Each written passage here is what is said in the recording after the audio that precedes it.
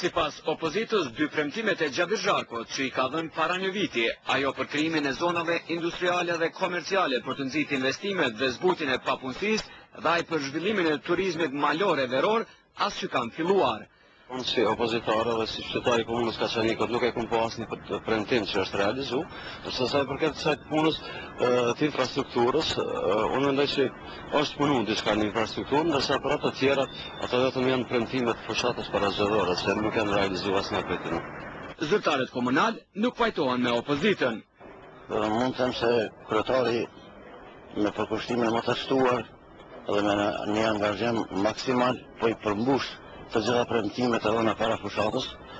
Përkushtim ishte rregullimi i infrastrukturës dhe jetës më të mirë për të gjithë qytetarët e komunës sonë. Sa i përket premtimeve të kryetarit, tani shumë ka premtuar shumë gjatë fushatës ti, po ka diçka që ka filluar të realizohet, si shembull rrëmbullimi i tatimit në prona, ajo ka funksionuar shumë mirë, tash kena pasur edhe tyrat të kalume mbi 200.000 euro kanë qenë, ato janë shumë mira, po premtimet që hapin e një qendrës për rinien, shembull asfaltimin e rrugës për Kurbalije, shumë gjëra tjera nuk shifën ku janë ato. Opozita akuzon se kryetari Gjabir Zharku ka larguar nga puna para kohe drejtorin e usjellësit Sali Bruti, e në vend të tij e ka ndihmuar të emërohet kushëririn e tij Enver Zharku. Përzgjedhja e drejtorit të usjellësit paraprakisht me mujtë tëra e kena di që ai do të jetë drejtori i asaj, dhe kështu që ndoshta edhe unë edhe dikush tjetër kena pas dëshira që të konkurrojmë atje, po të di që atje është e pararealizueshme ajo dhe nuk kemi konkurruar dhe tjerë kanë konkurruar, dhe kjo është një përzgjedhje direkte e kryetarit që ka zgjedhur mirën e vet.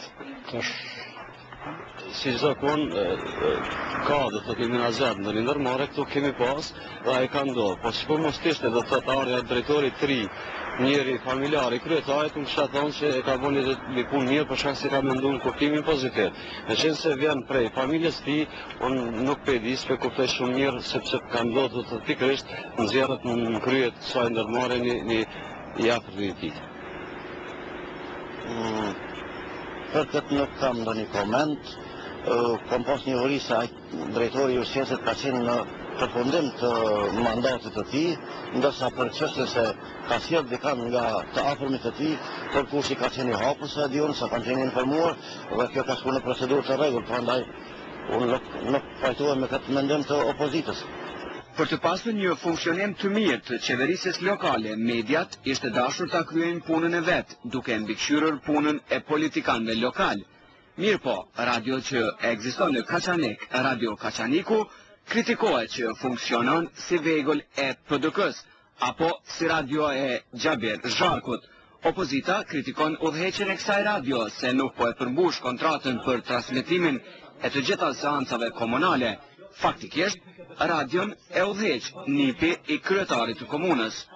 Radio Kaçaniku nuk i përmban kontratës se ka nënshkruar me institucionet komunale dhe po e shkel kontratën. Ne si subjekt nuk marrni pjesë në ato intervistat, në ato takime që i organizon ajo, se e dim që edhe nëse shkojmë pyetjet pasojnë shumë provokative, kështu që nuk marrni fare. Është PDK-s.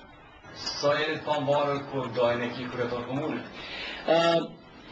Ne kemi licencë për komisionerit për koshën mediale, kontrollohemi nga ato, edhe opozita do të ishte shumë më e mirë nëse gjejmë diçka që ne kemi bërë ndonjë shkelje ose kemi ikë të vërtetës, ata le të akuzojnë, le të bëjnë shkresa në komisionerin e përkohshëm për media, ne i mbajmë të gjitha arkivat siç jemi do thotë të licencuar.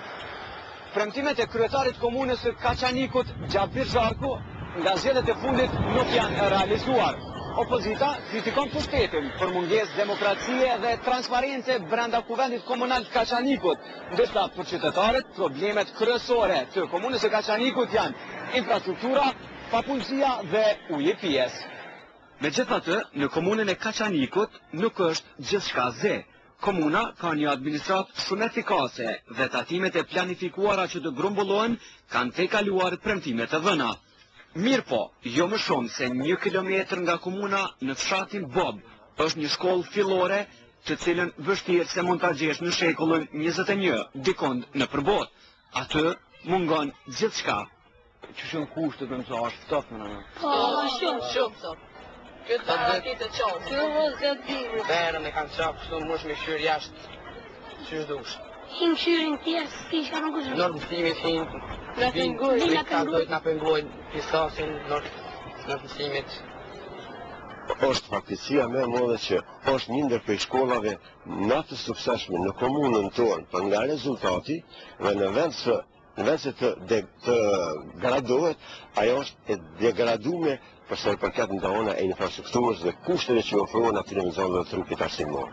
Më në fund, komuna do të intervenoj për me remetimin e dy auditore, për ka që do të jemnoj, në më thonë, të reja, dy auditore të plastikës dhe mendoj që së shpejti do të fillon puna dhe këtë vit kemi shpresat në vaqë nuk do të kemi probleme si kurse viteve tjera. Edhe pse në Kaçanik ka dhe probleme të tilla, ku mungojnë edhe kushtet elementare për jetë, qytetarët japin vlerësime të ndryshme për punën e komunës. Pa punë jam, që 2 vjeti më ka largu pi punë. Kush ka largu pi pune? Kush më ka largu?